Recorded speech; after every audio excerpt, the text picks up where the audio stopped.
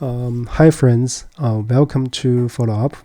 In this video, we're going to look at problem 3105, longest strictly increasing or strictly decreasing subarray. The strategy we're going to use is very classic dynamic programming, or in some sense, you can see linear scan or just a memorization in a sense, right? So this is a very easy problem, but it provides a good example for understanding dynamic programming in a very simple context. So here we are given an array of integers called nums. So we want to return the length of the longest subarray of nums, which is either strictly increasing or strictly decreasing. So here we have three examples. Example 3 is very special because itself is a strictly decreasing sequence. So the length is 3. And in example 2, so because all the numbers is are 3, so we just return 1. So in the first example, return 2. So you can look at 1, 4, right? Or you can look at 4, 3, or 3, 2, right? So for this problem, so we can very easily to look at find the longest subarrays, which is strictly increasing, and then by symmetry or symmetrically we can find the length of the longest subarray that is strictly decreasing. Then we pick the larger of those two, and then we get the result, right? So here I'm going to use DBT, and for this solution, I guess we can directly do that. So here I'm going to write a solution which uses ON space, where n is the length of the nums. But actually later you will see if you want to write it with O1 space, it's a piece of cake. So here we have n is the length of nums.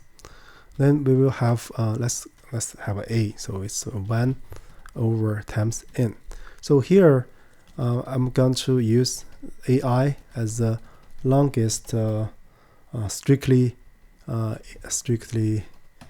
increasing subarray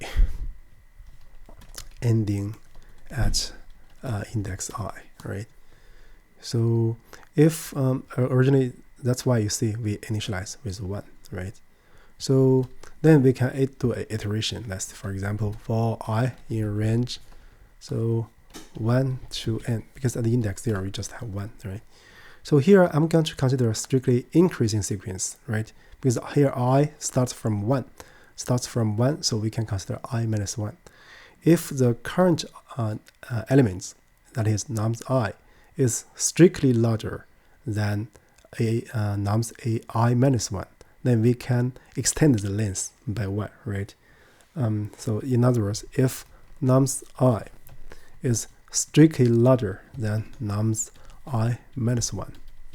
So in this case, the ai is incremented by the length represented by ai minus 1, right? So in other case, if the complement, in other words, nums I is less than or equal to nums I minus 1, then the longest, so here, let's see. Let me rewrite this times n, right? So if nums I is strictly larger than nums I minus 1, so then I'm going to do I increment by ai minus 1, right? Otherwise, so then the longest strictly increasing subarray ending at I will be I1 itself, right?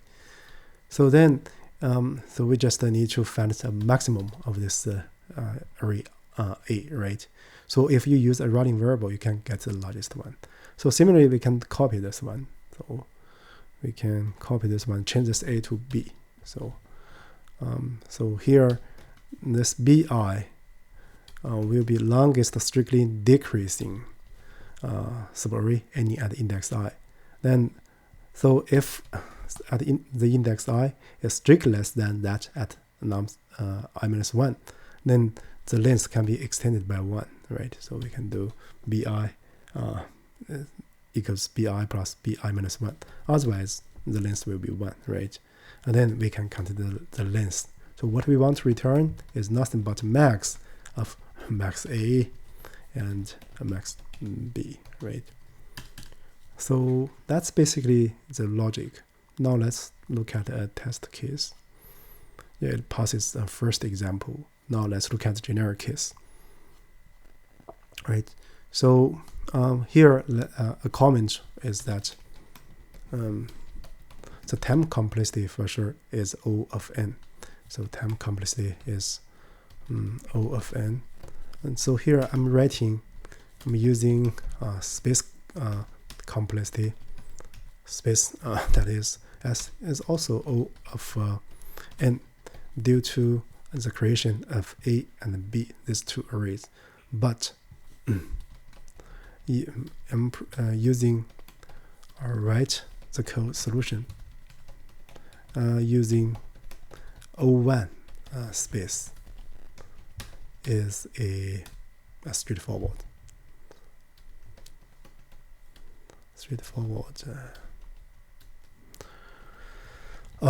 exercise, right?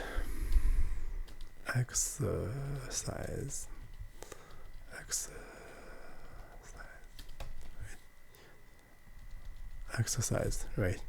So basically you just use a running variable and then you continue update that one. So you are going to get the max corresponding to this A, right? And then corresponding to this part, then take the max, that's 2. So with that said, I guess that's about it for the current easy problem, right? Thank you for watching.